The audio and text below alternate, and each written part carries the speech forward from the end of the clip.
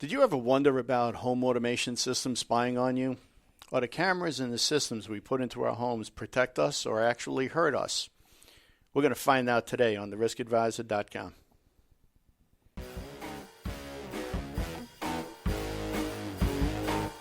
The Risk Advisor. You're listening to the Risk Advisor broadcast. The Risk Advisor highlights topics about the most important personal security and safety issues today. You can be more aware and more informed to stay safe in this ever-changing, complicated place we call life. And now your host, media's go-to guy, Sal Lifrieri.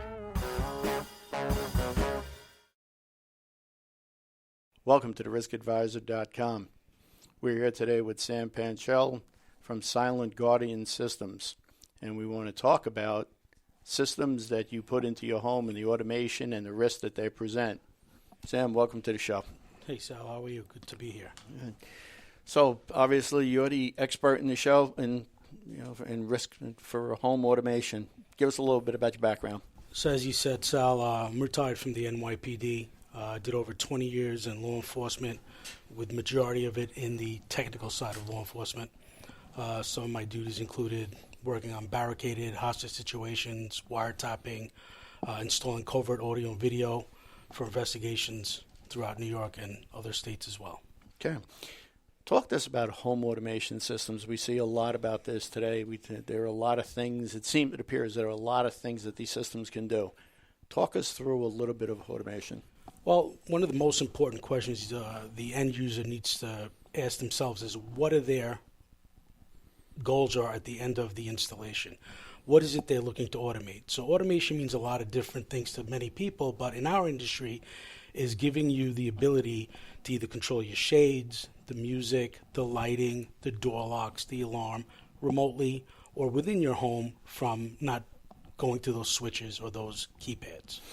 So it used to be, the big thing was, with the shades and all of that, and, maybe your TV would pop out of a credenza or something like that. But today we can actually install locks that see your front door lock. We can control that. That is correct. So you have the ability now to use a mobile device, whether it's your phone, any type of a tablet, where you log into different apps that have been installed on these devices that give you the ability to open up the front door. If you have someone coming in and you don't want to give them a key or access code, you could lock the door. You could turn the alarm on. You could turn the alarm off. You also have the ability to control the temperature in your house. You may be on vacation. You may be away in the wintertime, and you have the heat set a little bit higher or lower than you normally would, but you want it to be warm or cool when you get home. You can log in through your phone, turn that temperature higher, lower, turn the lights on, give the appearance that you're home, even though you're not, by turning different lights on and off remotely from outside your residence. So what are some of the factors if I'm contemplating turning my home into this automation center? What are some of the things I should be considering? Depending on the system you want to use. The prices may vary where you have the ability to do some of the stuff yourself. Obviously, you'll save yourself some money. Depends how handy you are and technical you are.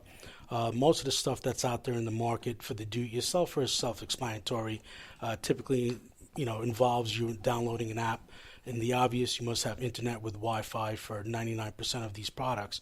And it walks you through it. But you need to really decide and understand what is it you want to do.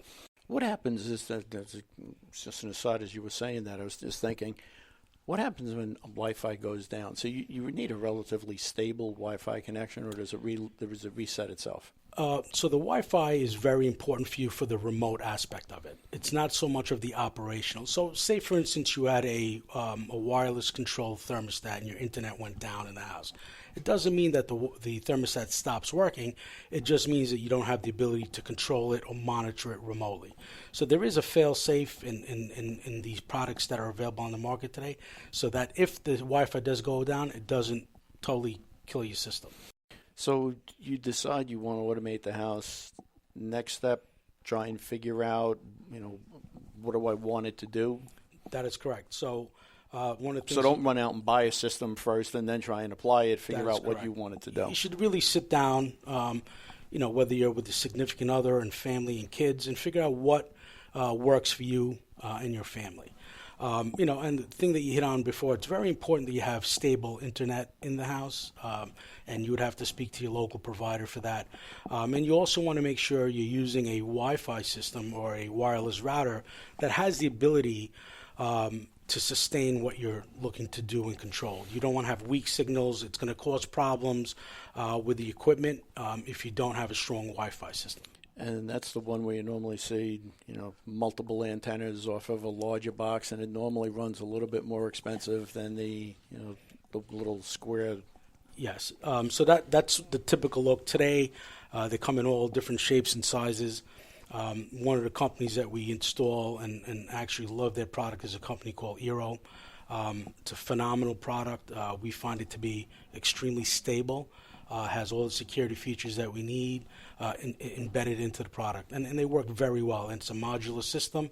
Works on what we call a mesh. So you have one name of a Wi-Fi system in your home, and they all talk to one another. You're not connecting to one Wi-Fi to turn off because you're in your bedroom and you get a weak signal. It all gels together very well. So a person who's not technically savvy, how difficult is it for somebody to set these up on their own? So it really isn't very hard at all. Believe it or not, it's very intuitive. A lot of the products today come with a very, very intuitive application. So just to talk about the Wi-Fi setup, it's simple. You plug in, one plug goes into your modem or existing router. It plugs into the main unit of the base unit. And then everything else is controlled via the app on your phone. And it walks you right through it. If it's having any type of trouble or issues, there's always a 1-800 number you can always call.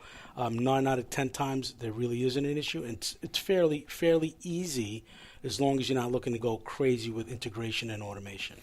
And that's obviously where you guys would come in to have somebody be able to sit down, understand it, figure out what you want to do. Correct. Do you find that you wind up getting called more for the planning stage, or do you get more involved in the actual installations? Typically, we will get calls for people looking for advice and a recommendation on what we think or what we are seeing in the industry that may be fitting their lifestyle of what they're looking to do. But most times it's on the installation aspect of it. The homeowner may try to install the product, run into a jam, or not have the patience, or have, it could be a bad product. There are times things come out brand new out of the box that don't work, and oftentimes the homeowner may get frustrated and say, hey, you know what, let me just hire a professional who does this for a living, and that's where we typically come in. And we had talked pre-production about when you buy something online, make sure that it comes in a box that's sealed.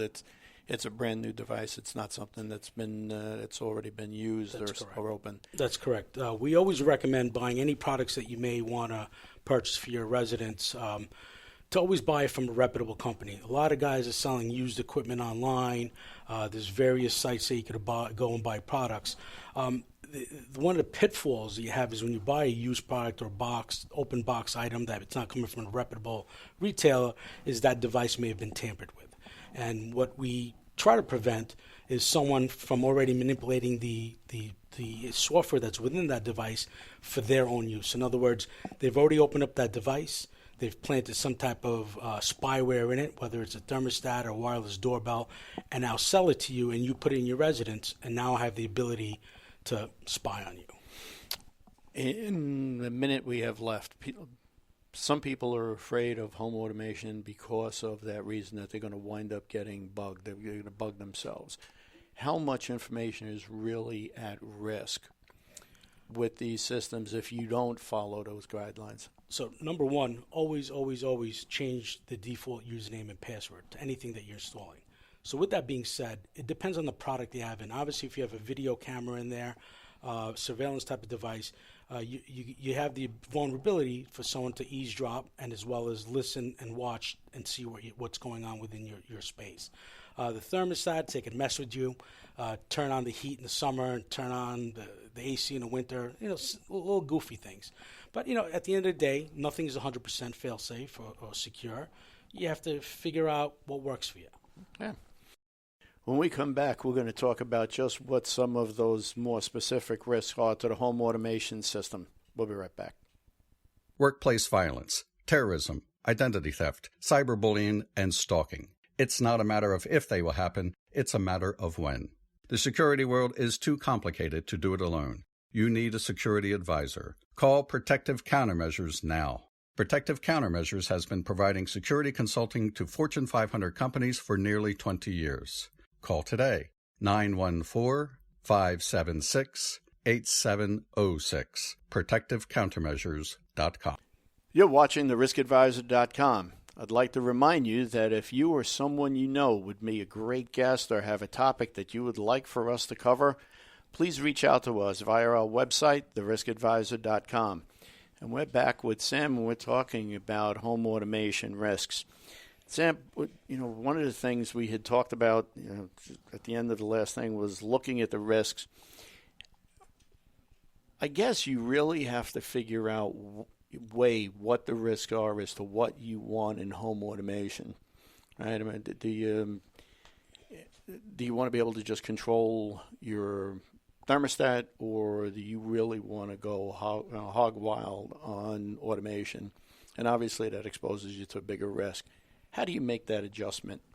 So it all depends on the individual, Sal. Like we were saying earlier, it's what you're looking to do, what's causing you, or the need to add these products, right? So if we talk a little bit about lighting controls, right? So you have the ability to install devices. There's 1,000 different manufacturers on the market today that all have mobile apps that give you the ability to turn lights on and off. So if that is hacked, what's really the risk? They're going to turn lights on, turn lights off. Then you get involved with video surveillance, right? So all these Wi-Fi cameras and stuff that are out there, there's more of a risk, in my opinion, there. One, who really wants to be looked at when they're in their home? Well, that was the whole thing with nanny cams, right? People would Yes. put the first versions of the nanny cams, they would put them in. They would forget that they had them, Right. And then all of a sudden, some neighbor would be hacking into it, and now you're no longer watching the baby, but you're watching the parents in bed. Right. So, that's still out there. Unfortunately, the world we live in today, there's vulnerabilities and there's a need for people to spy on other people, and it does happen. That's where we talk a little bit more. We like to really tell our clients to lock down their Wi-Fi. I come over your house for a dinner party. I say to you, "Hey, Sal, what is your password for your Wi-Fi?" And you give it to me, unassumingly, right? I just want to get on the internet. You've just opened the door for me to now do multiple things to you, right? I could now possibly spy on your cameras. If you didn't change the default username and password, I could possibly get in there. I could get into your music. If you have some type of music streaming module, I could come by your house at 2 in the morning, log into internally speakers out and jump you out of bed. I can mess with your lights. I can mess with your thermostat. So, when you're setting up a wireless internet, you should really try to use a professional, because that's when you start to get involved with your main network, your guest network. If someone comes over, you don't give them the username and password to your main network. You give them the username and password to your guest network, which has a partition in it. Doesn't allow me to see a lot of the services or things that are plugged into your network. So we always recommend to hire a professional to set up your wireless for you, so that's not going on. There's a lot of different games that people can play, depending on the vulnerability and the target that you are. I could sit in front of your house with a mobile Wi-Fi unit, and I knew when I came over, I came by your house, I noticed that you named your Wi-Fi Sal's house. We always also recommend not to name it Johnny Jones's Wi-Fi. You name it something obscure, maybe your pet or a football team or a baseball team, something that really doesn't come back to you. So I could drive by your house, I see Sal's home network, I park in front of your house, and I leave a wireless router in there with broadcasting the same name, hoping that you try to come in and log in. If it doesn't auto-detect itself and you log in, you can give me your username, because when you go to log in, I'm going to capture that information. Now I have your access to your wireless internet. And that comes back to the same potential issues of gaining access to your network, creating things that don't need to be created, for as eavesdropping and listening and messing with your products. So we've come a long way from the guy that would run around with a garage door opener and leave it on and just press the button and figure that people wouldn't reset the password in the device, and they'd go around, and that's how they would get into your home. So we one step up from that, but basically it's the same thing. Yeah, we recommend, it sounds like it's a pain in the butt to constantly changing your username and password, but we always recommend often changing the username, the password to your network, changing the SSID, which is the name of your network. using special characters and things of that nature, and creating that partition between guest and your main network to avoid any problems. So for the people that actually do have home automation systems where your door will unlock and the alarms will be turned off, you got to hear this story. We talked about this in pre-pro about using Alexa and how the methods that they're using to gain access. Yeah, so we've have dealt with numerous people, with this issue. So what was going on is one particular case that we're working on. We had the homeowner that had one of these streaming boxes, like an Alexa and or a Google Home. And what the bad guys were doing is they'd find your phone number online, come to your house, pick up the phone, and call your home phone.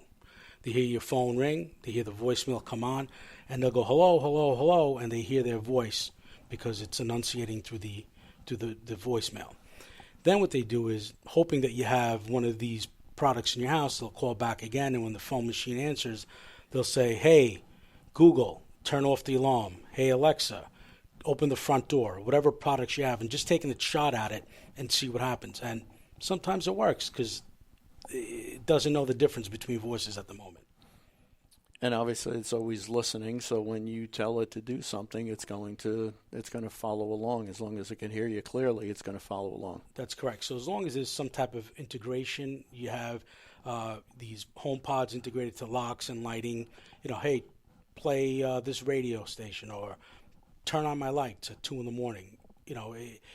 These are things that the vulnerabilities are out there. Obviously, things are evolving quickly and things are getting better. But these are one of the things that we had just run into most recently. So clearly, if you're going to get into the home automation where you're going to, with the locks and the alarms, and you're going to get into some level of sophistication, you're way better off to hire a professional that knows what they're doing, not to have somebody come in and try and do this yourself, because there's just so many opportunities for you to get in trouble. Absolutely. And, one of the things that we also talk about is making sure that the professional that you've hired to do the install is, one, a reputable company, and two, they turn over all the administrative username and passwords for all the products that they have installed. You don't want to run into a situation where the professional put the equipment in, but he or she still obtains a username and password, and they're now logging into your system. Yeah, because ultimately what they could wind up doing is just going on to your video. Especially if you have video cameras that are installed, what they'll do is they'll go on your video system and be able to watch everything that you have cameras on. That's correct. They're seeing what you're seeing, essentially. And you would never know it. Unless you went into the logs and did some investigative work, theoretically you wouldn't know it, but on looking at it face value, it can go undetected. I can believe that.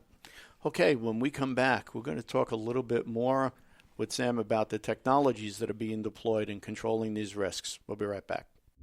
From the files of New York detective Frank Santasola, a riveting murder mystery novel, The Garbage Murders.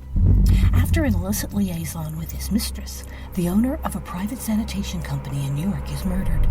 Enter the life of Detective Frank Miranda, one of a few men in law enforcement to infiltrate the Italian mob and bring to justice some of the biggest names in organized crime history. On Amazon Books in paperback and Kindle editions. TheGarbageMurders.com. If you have a question or comment, please write to us on our website or join us on our social media. You can find all of our social media links on our website at theriskadvisor.com. So, Sam, let's talk a little bit about passwords. And, people seem to have a problem trying to develop passwords and use them. So let's talk a little bit about that. So passwords obviously are very important. You need to protect whatever is password protected for that reason. So talking a little bit about Wi-Fi, people need to understand there's a difference between the Wi-Fi username and password and the administrative username and password. Typically, if you have a local carrier that's providing you your internet, they give you a modem or modem router combo. And if you look on the side or the bottom of that device, it typically has a sticker on it. And that sticker will tell you what the SSID is, or the name of your wireless network. It'll give you the password, and it'll also give you a password which is for the administrative.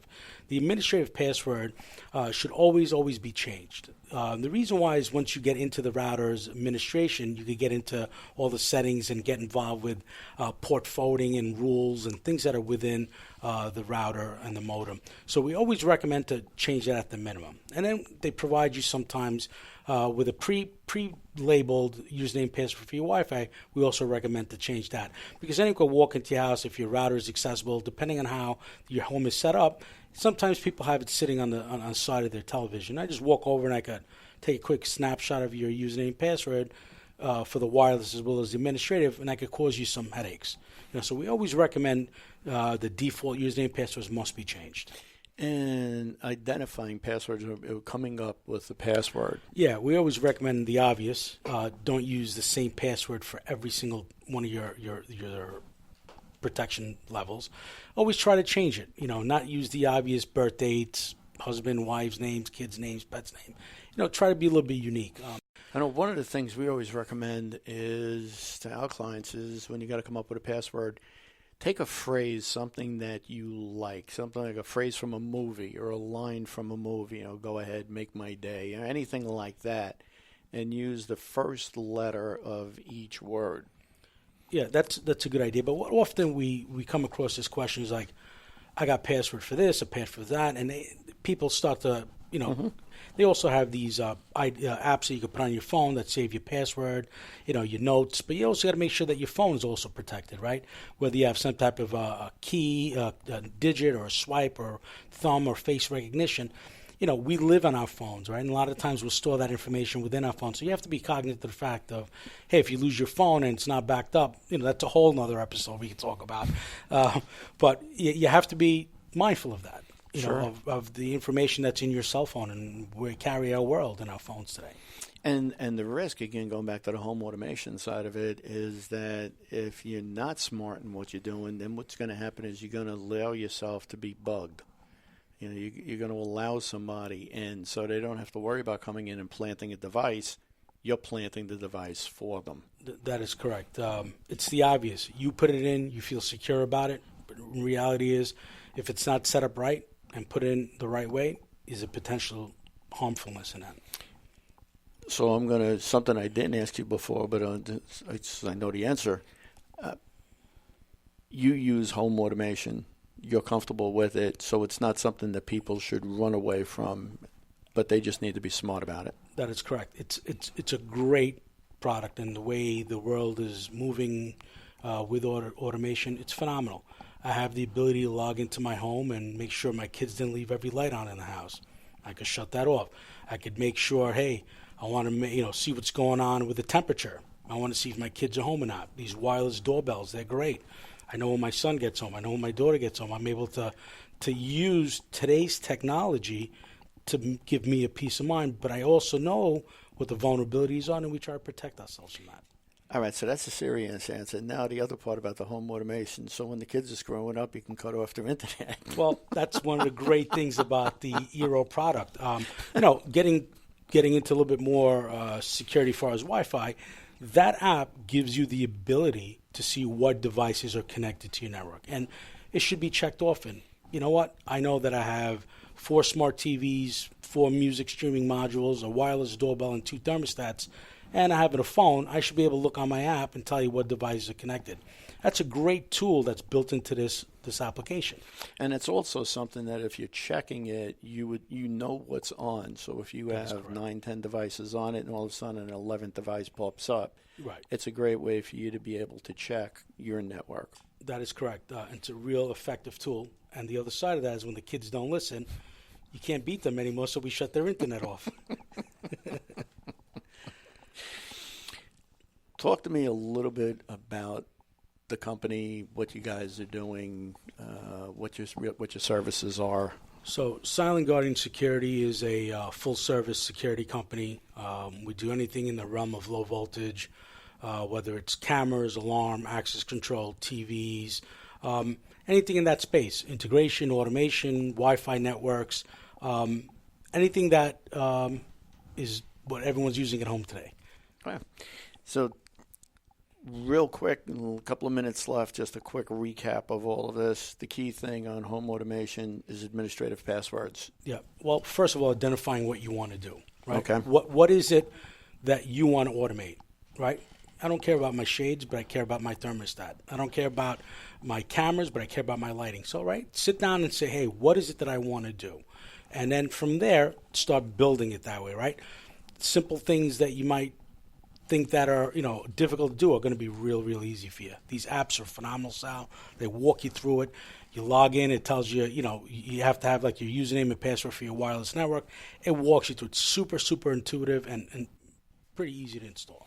And when you're doing all of that and you're setting it up, you figured out what you want to do. You go out, you get the devices that are going to be able to do what you want it to do. Then the first thing, set it up, make sure that you have administrative passwords. That's correct. Second thing you said was go to a reputable company. Yes, we want to make sure that the products that are being put in are your products and you're actually in control of them, not leaving any administrative usernames or password to the professional that installed it. We want to make sure everything's done right, number one. Number two, you're the keeper of the passwords. And then third thing to keep in mind is the danger in microphones that may be built into devices. That is correct. A lot of the stuff that's on the market today have audio and video combination of them both. You may have a camera that's installed that looks like a camera but has audio in it, and the installer may have not told you about it. Okay. And if they have the access to your camera system, they can now not only see you but listen to you. And that's why it becomes important to getting somebody that's reputable that you can that you can rely on. Absolutely. And, as well as knowing the product and looking at the app and playing around yourself, you might go in the app and say, hey, what's this audio button? And hit the button. All of a sudden you hear yourself talking in the room. It's always good to play with these things as long as you don't get into the settings and mess with them in that sense. These little applications for audio and stuff are all on the app, and you could toggle them on and off without messing with any administration. That's great. Sam, thank you for coming in from Silent Guardian Security. We'd like to remind you, if you have a question or a comment, please feel free to write to us at guest@theriskadvisor.com. You should follow us on our social media accounts. We'd love for you to go and sign up and join us in social media. You could find that at the riskadvisor.com website. I'd like to thanks again for watching, and we hope that you tune in next week.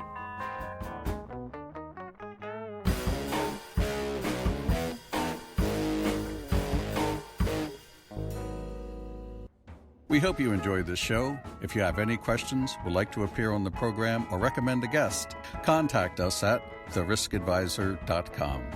Follow us on Facebook, Twitter, Instagram, and LinkedIn. View and listen to us on iTunes, iHeartRadio, YouTube, and Roku TV. Tune in live on various local radio stations. Find links to all of these and listen to past shows at theriskadvisor.com. Thank you for listening. Stay safe and join us again next week for another episode of The Risk Advisor.